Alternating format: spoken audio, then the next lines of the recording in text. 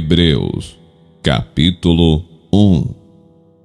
Antigamente Deus falou, muitas vezes e de muitas maneiras, aos pais pelos profetas. Mas nestes últimos dias, nos falou pelo Filho, a quem constituiu herdeiro de todas as coisas, e pelo qual também fez o universo. O Filho, que é o resplendor da glória de Deus, e a expressão exata do seu ser, sustentando todas as coisas pela sua palavra poderosa. Depois de ter feito a purificação dos pecados, assentou-se à direita da majestade, nas alturas, tendo se tornado tão superior aos anjos, quanto herdou mais excelente nome do que eles. Pois a qual dos anjos Deus em algum momento disse: Você é meu filho, hoje eu gerei você. E outra vez, eu lhe serei pai, e ele me será filho. E novamente, ao introduzir o primogênito no mundo, diz: E todos os anjos de Deus o adorem. Ainda quanto aos anjos diz: Aquele que a seus anjos faz ventos, e a seus ministros labareda de fogo. Mas a respeito do Filho diz: O teu trono, ó Deus, é para todos sempre.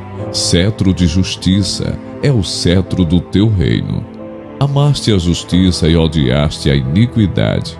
Por isso, Deus, o teu Deus, te ungiu com óleo de alegria, como a nenhum dos teus companheiros. Diz ainda: No princípio, Senhor, lançaste os fundamentos da terra, e os céus são obra das tuas mãos. Eles perecerão, mas tu permaneces. Todos eles envelhecerão como veste, como manto tu os enrolarás, e como roupas serão igualmente mudados. Tu, porém, és o mesmo, e os teus anos jamais terão fim. Ora, a qual dos anjos Deus em algum momento disse: Sente-se à minha direita, até que eu ponha os seus inimigos por estrado dos seus pés? Não são todos eles espíritos ministradores, enviados para serviço, a favor dos que hão de herdar a salvação? Hebreus, capítulo 2. Por esta razão, importa que nos apeguemos com mais firmeza às verdades ouvidas, para que delas jamais nos desviemos. Porque se a palavra falada por meio de anjos se tornou firme, e toda transgressão ou desobediência recebeu justo castigo, como escaparemos nós, se não levarmos a sério tão grande salvação? Esta tendo sido anunciada inicialmente pelo Senhor, depois nos foi confirmada pelos que a ouviram. Também Deus testemunhou juntamente com eles, por meio de sinais, prodígios, vários milagres e a distribuição do Espírito Santo, segundo a sua vontade. Pois não foi a anjos que Deus sujeitou o mundo que há de vir, sobre o qual estamos falando. Pelo contrário, alguém em certo lugar deu testemunho dizendo: Que é o homem, que dele te lembres, ou o filho do homem, que o visites. Fizeste-o por um pouco, menor do que os anjos, e de glória e de honra o coroaste. Todas as coisas sujeitaste debaixo dos seus pés. Ora, ao lhe sujeitar todas as coisas, nada deixou fora do seu domínio. Neste momento, porém, ainda não vemos todas as coisas a ele sujeitas. Vemos, porém, aquele que por um pouco foi feito menor do que os anjos, Jesus, que por causa do sofrimento da morte foi coroado de glória e de honra, para que pela graça de Deus provasse a morte por todos. Porque convinha que Deus, por causa de quem e por meio de quem todas as coisas existem, conduzindo muitos filhos à glória, aperfeiçoasse por meio de sofrimentos o autor da salvação deles. Pois tanto o que santifica como os que são santificados, todos vêm de um só. É por isso que Jesus não se envergonha de chamá-los de irmãos, dizendo: A meus irmãos declararei o teu nome, no meio da congregação eu te louvarei. E outra vez, eu porei nele a minha confiança. E ainda, eis aqui estou eu, e os filhos que Deus me deu.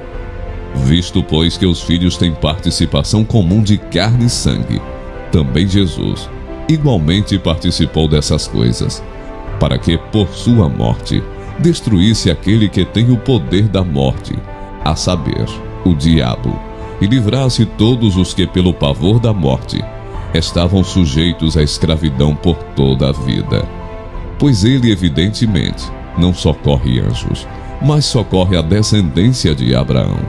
Por isso mesmo, era necessário que em todas as coisas ele se tornasse semelhante aos irmãos, para ser misericordioso e fiel, sumo sacerdote nas coisas referentes a Deus, e para fazer propiciação pelos pecados do povo. Pois naquilo que ele mesmo sofreu, quando foi tentado, é poderoso para socorrer os que são tentados. Hebreus, capítulo 3. Por isso, santos irmãos, vocês que são participantes da vocação celestial, considerem atentamente o apóstolo e sumo sacerdote da nossa confissão, Jesus, o qual é fiel àquele que o constituiu, como também Moisés foi fiel em toda a casa de Deus. No entanto, assim como aquele que edifica uma casa tem maior honra do que a casa em si, também Jesus tem sido considerado digno de maior glória do que Moisés. Pois toda a casa é edificada por alguém, mas aquele que edificou todas as coisas é Deus.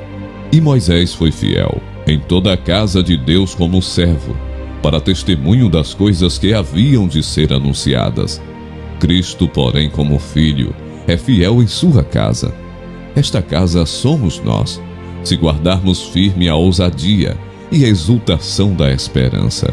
Por isso, como diz o Espírito Santo, hoje, se ouvirem a sua voz, não endureçam o coração como foi na rebelião, no dia da tentação no deserto, onde os pais de vocês me tentaram, pondo-me à prova, e viram as minhas obras durante 40 anos. Por isso me indignei contra essa geração e disse: o coração deles sempre se afasta de mim, e eles não conheceram os meus caminhos.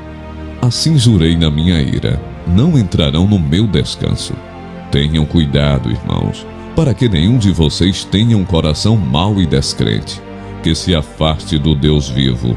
Pelo contrário, animem uns aos outros todos os dias, durante o tempo que se chama hoje, a fim de que nenhum de vocês seja endurecido pelo engano do pecado, porque temos nos tornado participantes de Cristo, se de fato guardarmos firmes até o fim a confiança que desde o princípio tivemos. Como se diz: hoje, se ouvirem a sua voz, não endureçam o coração, como foi na rebelião. E quem foram os que ouviram e mesmo assim se rebelaram? Não foram todos os que saíram do Egito por meio de Moisés? E contra quem Deus se indignou durante 40 anos? Não foi contra os que pecaram, cujos cadáveres caíram no deserto? E a quem jurou que não entrariam no seu descanso? Então aos que foram desobedientes? Assim vemos que não puderam entrar por causa da incredulidade. Hebreus, capítulo 4. Portanto, vi que nos foi deixada a promessa de entrar no descanso de Deus. Tenhamos cuidado para não parecer que algum de vocês deixou de alcançá-la, porque também a nós foram anunciadas as boas novas, exatamente como aconteceu com eles. Mas a palavra que eles ouviram não lhes trouxe proveito, porque não foram unidos por meio da fé com aqueles que a ouviram. Nós, porém, que cremos, entramos no descanso, conforme Deus disse: assim jurei na minha ira, não entrarão no meu descanso. Ele disse isso, mesmo que as obras já estivessem concluídas desde a fundação do mundo. Porque em certo lugar, assim disse a respeito do sétimo dia: no sétimo dia, Deus descansou de todas as obras que tinha feito. E novamente no mesmo lugar: não entrarão no meu descanso.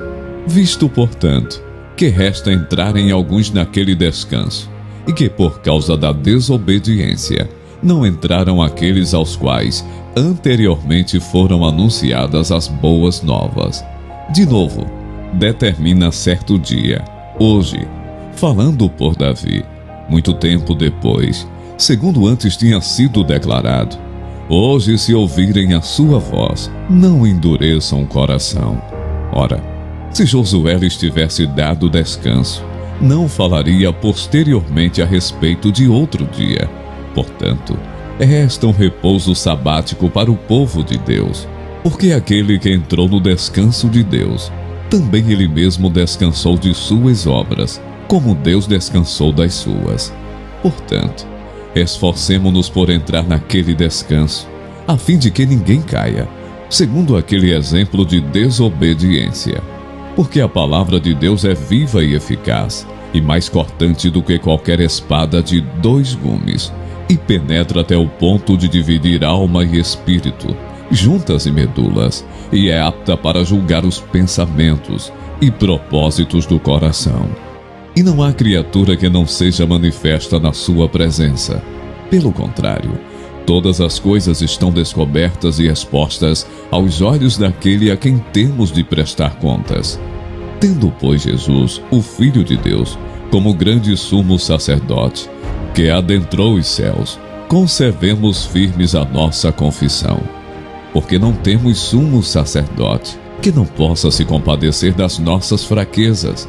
Pelo contrário, ele foi tentado em todas as coisas, à nossa semelhança, mas sem pecado. Portanto, aproximemo-nos do trono da graça com confiança, a fim de recebermos misericórdia e encontrarmos graça para ajuda em momento oportuno.